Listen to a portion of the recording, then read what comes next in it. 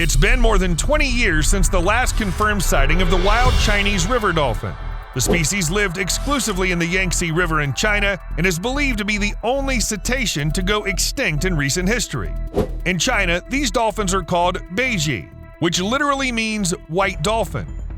The beiji resembled other river dolphins with their long, thin beaks, distinctive body shape, and enhanced acoustic abilities that helped them compensate for their poor eyesight.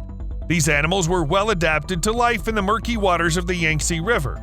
But that, as you probably realized, didn't help them. In 2006, there were many stories in the news about the extinction of the beiji, with headlines reporting the death of these unique animals at the hands of humans. However, even though experts have known for decades that disaster was potentially just around the corner, there's still no official confirmation of the extinction of these freshwater dolphins. They're considered incredibly rare, endangered, and yes, humans are largely to blame for this situation. One of the biggest threats to the survival of the beiji was overfishing, which has not only robbed these animals of their prey, but has caused them to drown due to entanglement in fishermen's gear. And don't forget about shipping traffic. The Yangtze River is one of China's major economic trade arteries, and the growing number of ships and noise pollution have increased the likelihood of poor-sighted dolphins colliding with ships and their propellers.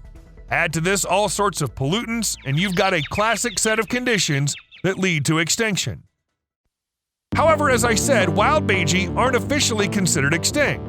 Moreover, in 2007, a local filmed a video of a large white animal swimming on the Yangtze River.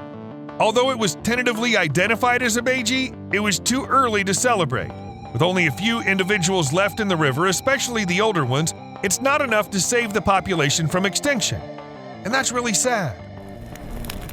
Although, what can we do if this entire video is dedicated to extinct animals? Meet the Barbary lion, an almost legendary animal that once roamed the deserts and mountains of North Africa, from Morocco to Egypt.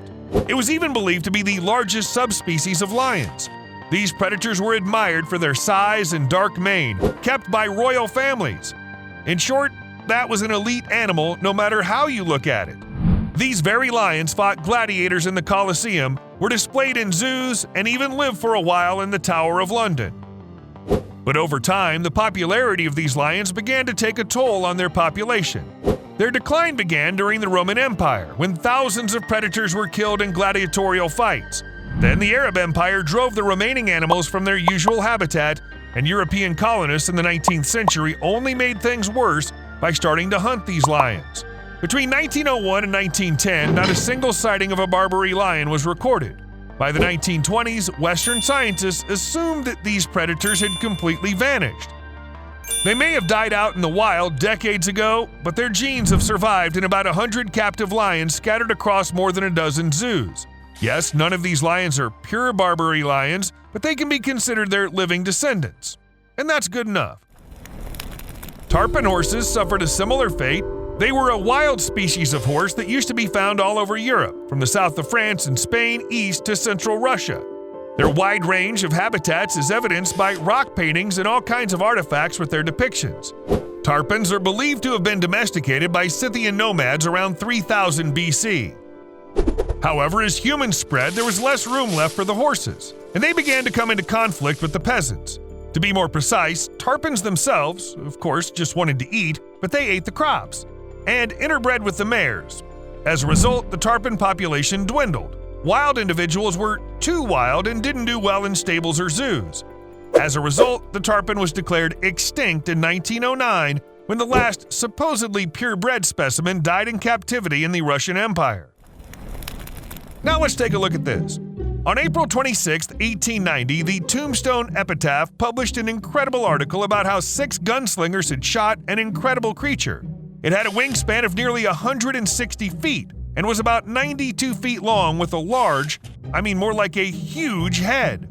The article said that the animal had no feathers or fur, but its smooth skin and wings were composed of a thick and nearly transparent membrane easily penetrated by a bullet.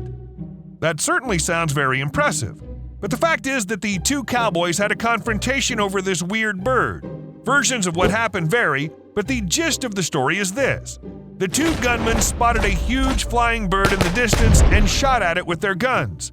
But their horses were too frightened to chase it, so they simply rode into town empty-handed and told what they had seen. Yeah, I'm convinced. There are other versions of the story. One says the mysterious bird has a smaller wingspan of only 20 feet, and another claims the cowboys did bring their prey to town. The story has been retold and published time after time, and has been embroidered since then. For example, some people told that the monster managed to kidnap a man. Over time, people who heard the story began to believe that they had previously seen its photo with their own eyes. For some reason, people were convinced they'd once seen that strange picture in some old book or newspaper. But as luck would have it, they didn't keep it. However, none of the sources that published the story about the bird had any photos.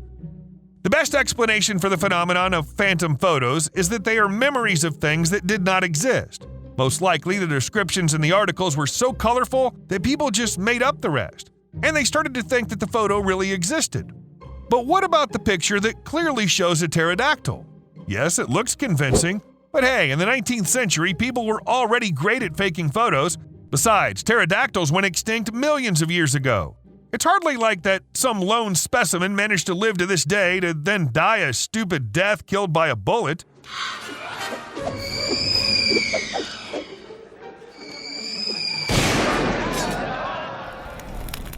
Well, at least we can't blame humans for the extinction of the pterodactyls, and that's good enough.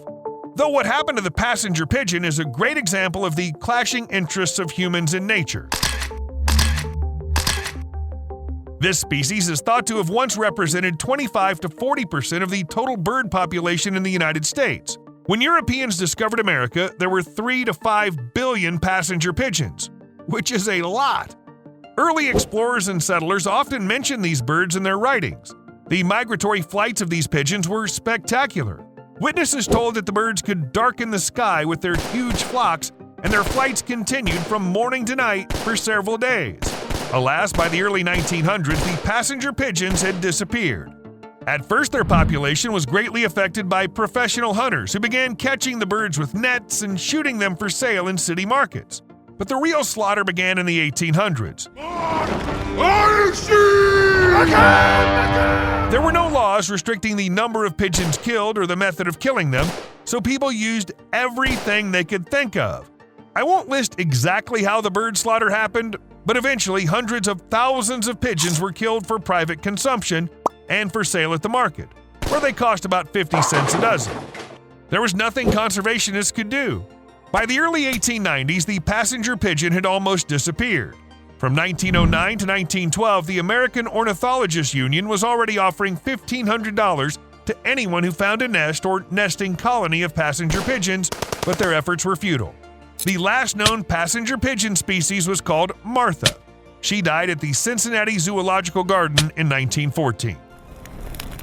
The other bird, known as the Eskimo Curlew, was a small, harmless creature that had an unfortunate habit of migrating in one giant flock from Alaska and western Canada down to Argentina, across the western United States, and then they flew back again.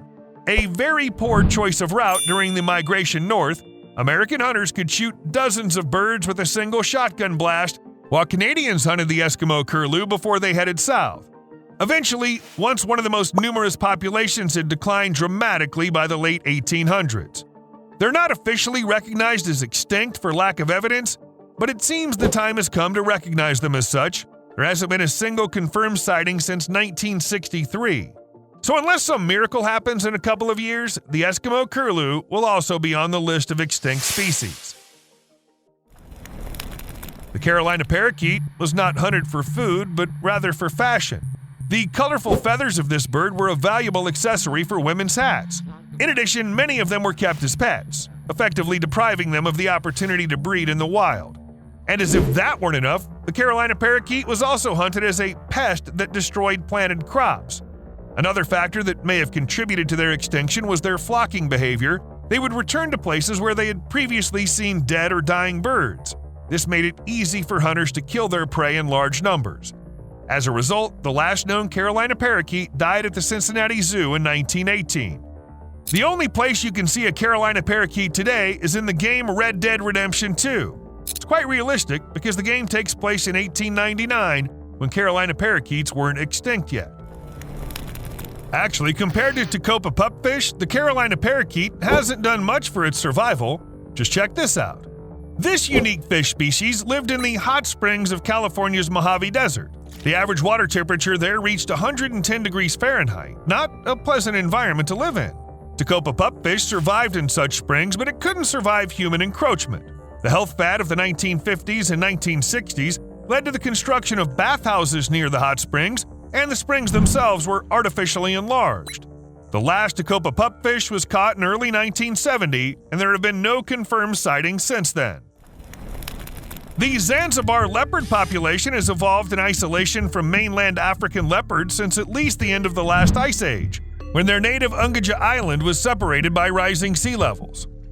On this island, the Zanzibar leopard was the largest predator, which caused it to shrink in size, and it also evolved unusually shaped spots. It would seem, what could go wrong? Superstitions brought their downfall. The locals believe that witches keep leopards as pets and use them to do their evil bidding, that is, to harm ordinary people. Since it wasn't easy to find a witch, if only because witches don't exist, the locals decided to defend themselves against the Zanzibar leopards, which were definitely real. For a while, the predators were killed if they approached the settlements, and then in 1964, under the leadership of a witch hunter, a united campaign against witchcraft was launched. This was the main reason why Zanzibar leopards went extinct.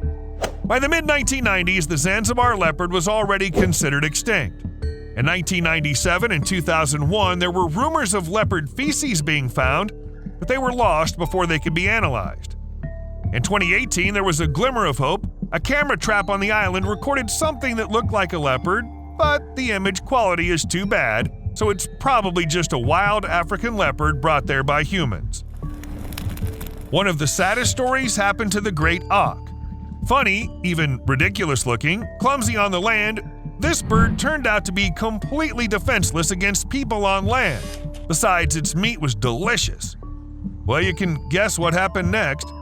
In June 1840, 3 sailors from the Scottish island of St. Kilda landed on the rocky ledges of Stock and Ormond. As they climbed the rock, they spotted a great auk, caught it, tied it up, and took it aboard with them. For 3 days, the sailors kept the great auk alive, but on the 4th day, during a terrible storm, they decided that the bird was really a maelstrom conjuring witch, and killed the poor thing. Yeah, blame the witches again. This is how the last great auk sighted in the British Isles died. 4 years later, the great auk completely disappeared from the world when fishermen killed the last pair off the coast of Iceland. If you've never heard of the so-called smooth handfish, Steve found a great description. Imagine forcing a toad to wear gloves 2 sizes too big and then telling it a sad story. Seriously, that's exactly what this fish looks like. The strange creature hasn't been seen since 1802. Although people have been actively looking for it. In May 2020, these fish were officially declared extinct, but then in September 2021, they changed their minds and changed their status to data deficient.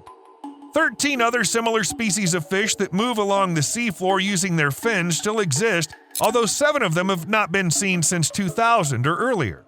All but 1 species is considered endangered. And since we're talking about fish, I should mention the Galapagos damsels. This is a mysterious species that was found on the Galapagos Islands. And these fish were just swimming around, minding their own business and eating plankton. The so-called El Niño is to blame for their extinction. This is an oscillation in the temperature of the upper layer of water in the equatorial Pacific Ocean, which has a great impact on the climate. Between 1982 and 1983, the strongest El Niño ever observed happened, causing a chain of natural disasters across the planet, such as abnormal hurricanes, droughts, and storms. The impact on marine life was catastrophic for many species, including Galapagos damsels. Their main food source, plankton, saw a sharp decline, and the fish, well, they had to go extinct. One specimen found many years ago is now in the fish collection of the American Museum of Natural History. The bluebuck is considered the first mammal on the African continent to be hunted to extinction. One has to say, though, the bluebuck wasn't doing so well before the first European settlers arrived. 10,000 years of climate change had limited the grazing area, so they already struggled not to starve. And that's where humans came in. The last known bluebuck was shot around 1800, and the species hasn't been seen ever since. Basically, people didn't have much time to study bluebuck properly, but they didn't have any time at all to study the lake pedder earthworm. It was first discovered by scientists in 1971, after one injured specimen was found in a flooded Lake Pedder, Tasmania. The worm was assigned its own species because of its semi-aquatic habitat and lack of dorsal pores. But these details aren't important. Unfortunately, as soon as we got to know the Lake Pedder earthworm, we had to say goodbye to it, as Lake Pedder was deliberately flooded in 1972 during the construction of a hydroelectric plant. Though we should be really grateful that certain species went extinct, one of them is the Rocky Mountain locust, a species that once inhabited the western half of the United States and parts of western Canada. Why do I think its extinction is a good thing? Because there were a whole lot of them. Observers told us their swarms were larger and more numerous than any other locust species. For example, in 1875, Albert's swarm was estimated to reach 198,000 square miles, which is larger than the area of California. The weight of the swarm was estimated at 27.5 million tons. Some estimates put the number of locusts in it at 3.5 trillion, others at 12.5 trillion. You get it, right? It was a real disaster for the people who lived on the swarm's path. Locusts ate not only grass and valuable crops, but also leather, wood, sheep's wool, and in extreme cases, even the clothes off people's backs. Trains were sometimes brought to a halt because of the large number of locusts that got on the rails. Eventually, people declared a war on locusts and won. A living Rocky Mountain locust specimen was last seen in 1902 in southern Canada. See you later.